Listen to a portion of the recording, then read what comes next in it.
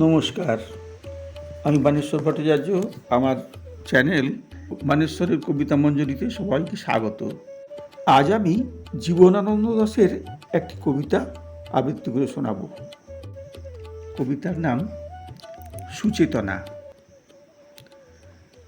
সুচেতনা, তুমি এক দূরতর দ্বীপ, বিকেলের নক্ষত্রের কাছে।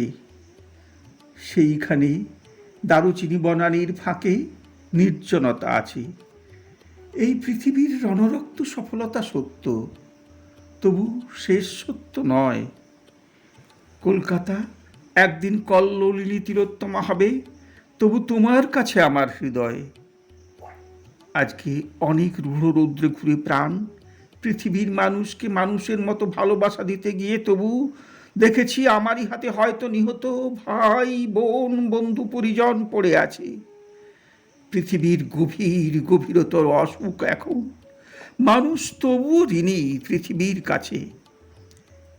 কেবলই জাহাজ এসে আমাদের বন্দরের রোদে দেখেছি ফসল নিয়ে উপনীত হয়।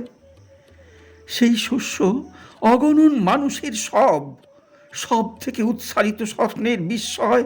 আমাদের পিতা বুদ্ধ কনফুসিয়াসের মতো আমাদেরও প্রাণ মুখ করে রাখে। তবু চারিদিকে রক্তক্লান্ত কাজের আহ্বান। সুচেতনা, এই পথে আলো জেলে এ পথেই পৃথিবীর ক্রমমুক্তি হবে। সে অনেক শতাব্দীর মনীষীর কাজ। এ বাতাস কি পরম সূর্যকরোজ্জ্বল। প্রায় ততদূর ভালো মানব সমাজ আমাদের মতো ক্লান্তিহীন নাবিকের হাতে গড়ে দেব। আজ নয়, ঢের দূর অন্তিম প্রভাতে।